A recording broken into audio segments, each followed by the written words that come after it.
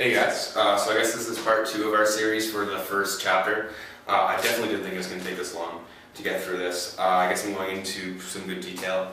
I'll see if I can speed it up, but I think all the points I'm making are just things that you should know are valid. So I think I need to decide how long I want to keep these things, for whether it's better to keep them short and sweet so they're easy to get through, or if it's better to do longer for you. So I might end up doing both. This is going to be kind of like the long overview of the entire chapter, and I might do one that's a 5-minute one that's just quick points saying, these are things that you should know how to define, how to do. And the other one will be more for teaching.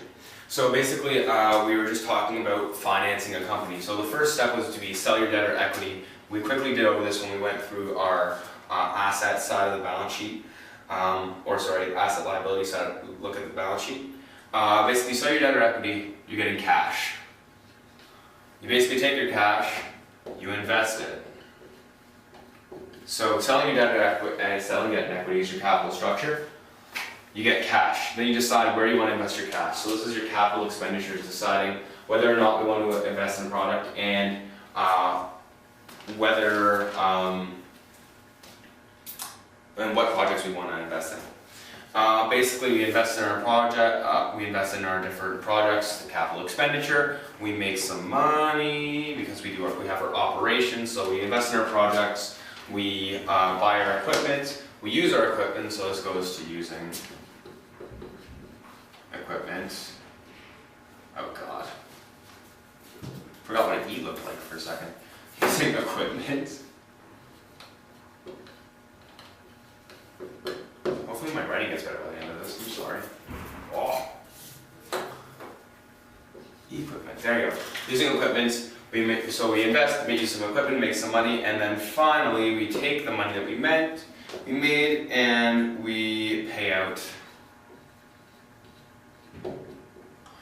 to our shareholders and our debt holders. So just a quick thing about this, we basically get money, take our money, spend our money, use the money that we spend to buy equipment. Our equipment makes us money. We take this money that hopefully is more than the amount that we raised, and we have to pay out to the people who we owe money. So we basically go from, if you remember what this looked like before we had the line down the middle, liabilities, assets. We have our debt and equity on one side, and we have our assets on the other. We take, money goes from debt to assets, assets invest into equipment, equipment goes back to paying off our debt and equity, or paying it down.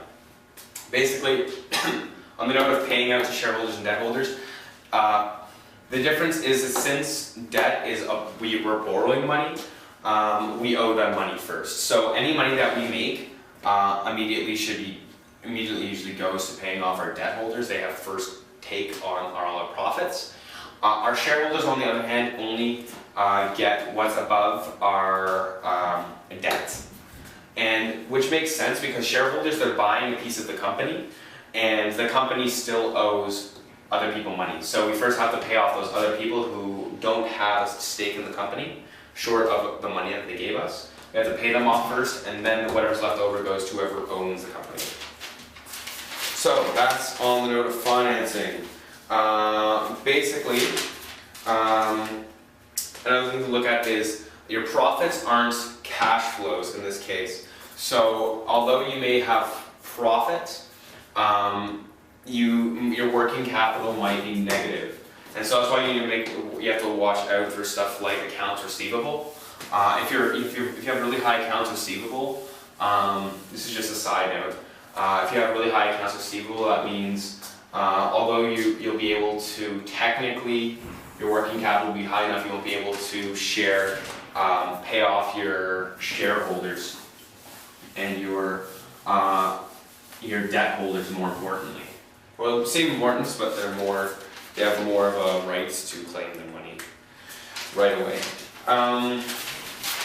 Moving forward, so going through timing of cash flows.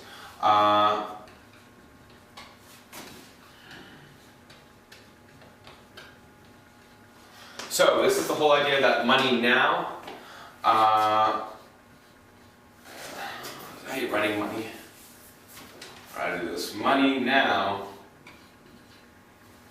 is better than money later. Now, this is something that we just have to accept in finance. It's one of those core things that we have to get our grips on. So I'm going to do a quick little overview to make sure that everyone has a really good understanding. So think of it this way. I'm going to use a timeline. Now here, timelines are another thing we're going to have to get used to in finance. You're going to use them a lot and they're going to turn out to be really helpful. So I'm going to use the number 0 here and the number 1 here to talk about what year we're at. So imagine this being January 1st of 2000, and then this is going to be January 1st of 2001. So this is 2000.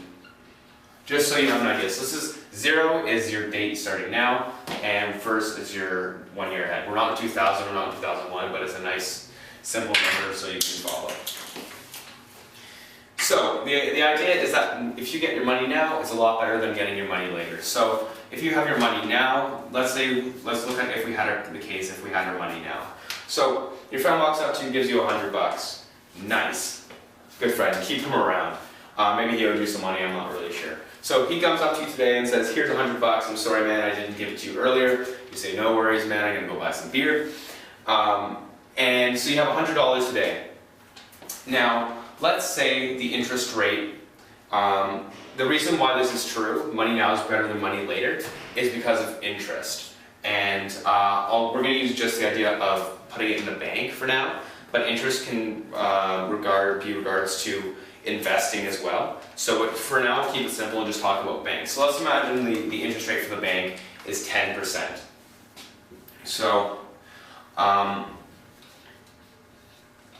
going to say it's 10%. So you have $100 now, and you know what? You say, you know what? I really want to buy some beer, but instead, I'm going to go and put it in the bank. So that means if you put it in the bank for a year at 10%, it doesn't take a rocket science to know. Doesn't take a rocket science. Yeah, that makes sense.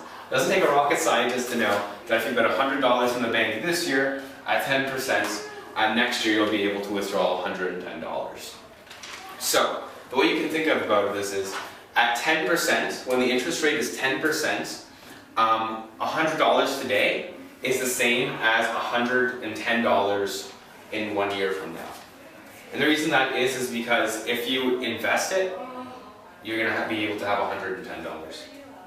So now, this is why you're saying, okay, so now we know why having $100 today is good. $100 today equals $110. I'm just going to say tomorrow, so which means a year from now. So $100 today is worth $110 tomorrow, the year from now.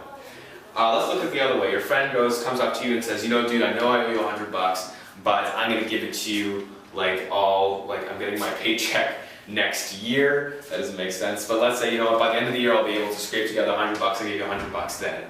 And so intuitively, we say, you know what? Yeah, that sounds like a good idea. It's still going to be $100. I mean, I'll still be short out, but maybe I'll really need it then.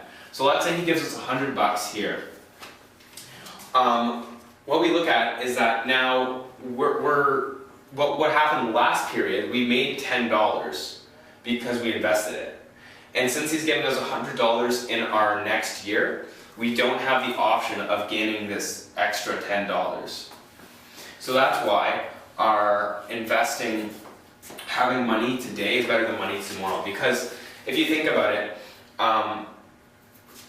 if we get $100 today, if we had the option of investing that money before, we would have, if we could have invested in year 0, we would have made an extra $10. So that's kind of the idea. So now to think about going back, in order to, from get to $100 to $110, what we did is this is just $100 times 1 plus our interest rate, which is 0.1, right?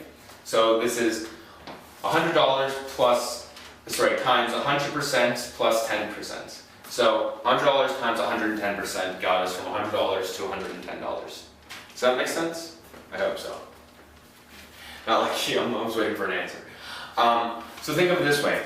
this number has to equal some number, we don't know, question mark, times 1 plus 0.1. So 110% of some number, which we don't know, this number, equals 100.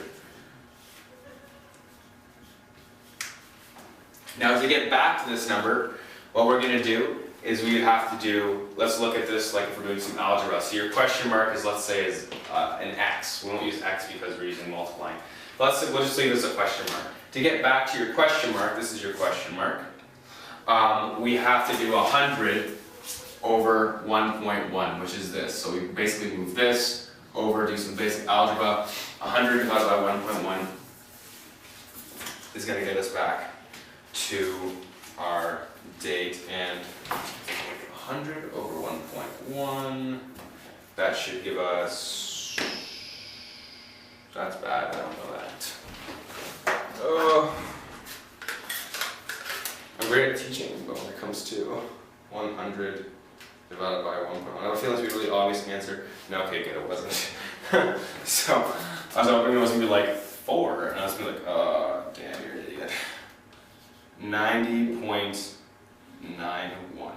So, in your buddy coming up to you and saying, you know what, I'll give you $100 next year instead of this year, really what he's saying is, if the interest rate is 10%, I'll give you $90.91 this year instead of giving you $100 this year. How does that sound? Now, if you hear it that way, you're going to be like, well, but dude, you owe me an extra $10, basically. And he's like, no, no.